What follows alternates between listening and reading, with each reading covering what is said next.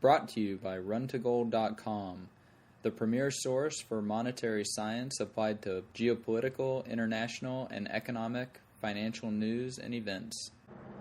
Welcome back to the 11th episode of the runtogold.com podcast.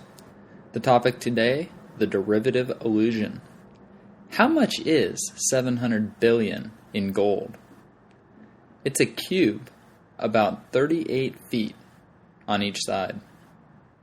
A four-store house is about 36 feet tall. The Apple Store cube on Fifth Avenue in New York is 32 feet on each side. A $700 billion gold cube would weigh about 30,000 tons. That's 66 million pounds. A 2001 estimate puts all the gold ever mined in human history at about 145,000 tons. So this bailout cost us about 20.6% of all the gold that has ever been taken out of the ground.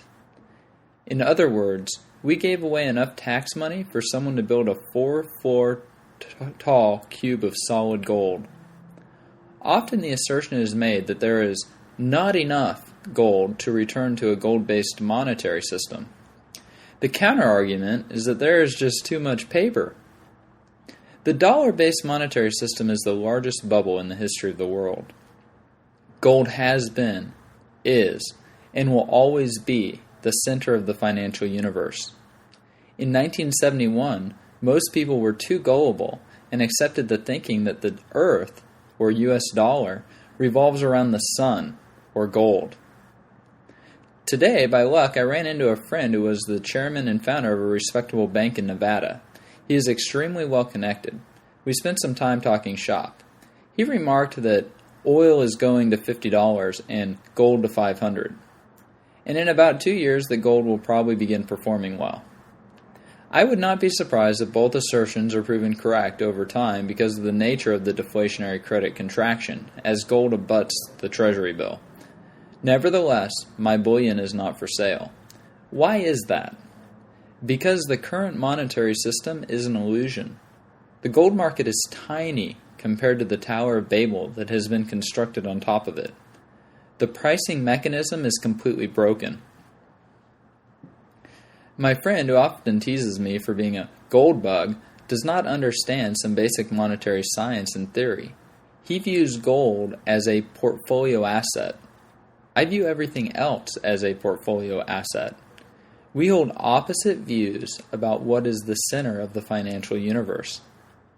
I launched a calculated rebuttal about credit default swaps vaporizing firms.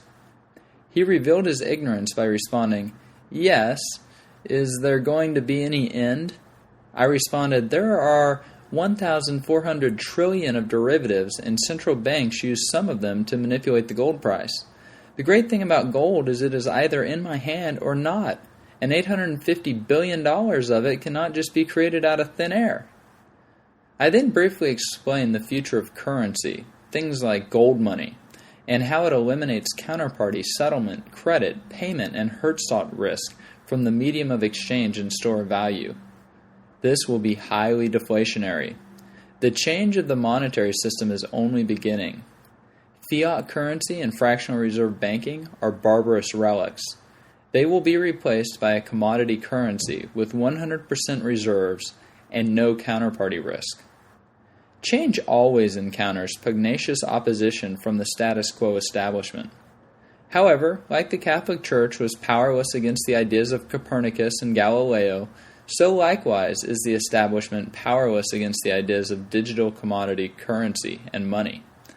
Most importantly, digital gold will ultimately explode onto the international monetary scene, whether bankers or governments like it or not.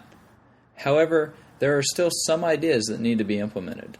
When the systems are implemented and the time is right, then digital gold will go viral and the illusion will dissipate. My strategy is to acquire gold on a consistent, regular basis with a consistent percentage of proceeds from cash flowing assets. When you own an unencumbered ounce of gold, your wealth is sovereign. Hoard it. Humanity's gold lust has been dormant for nearly a century, and when it awakens, it will be extremely vehement and go viral. Those who own gold know of what I speak. The yellow metal speaks to call out to the inner conscience and resonates with our DNA. The result will be that the pitiful garrets of the central banks will be overrun. But patience. Now is the time to open free digital gold currency accounts and get acquainted with how to use them. You need not even purchase any bullion. Just become familiar with how they function and comfortable with using the services such as national currency accounts. Then you can begin using them as an alternative and eventually a substitute for the current monetary system. Well, that's been it for the 11th episode of the RunToGold.com podcast on the derivative illusion. You've been listening to the RunToGold.com podcast, the premier source for applied monetary science on the web.